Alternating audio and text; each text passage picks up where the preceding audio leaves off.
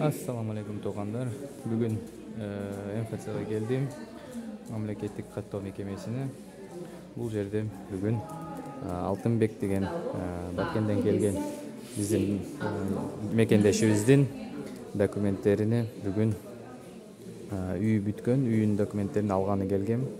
Азыр кезекте турам, буюрса кезектен чыгып туруп документти алгандан кийин документтерди чыгарып коем. Жана Мунара деген айымдын үйүнүн документтери чыккан. Анан Эржигит деген биздин бир жердешибиздин дагы документтери даяр болгон. Аларды дагы буюрса алдык.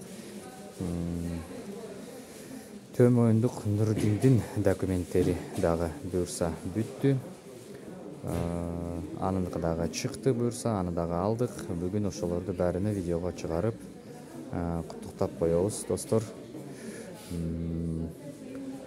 Ошол достор, саламатта болуңуздар.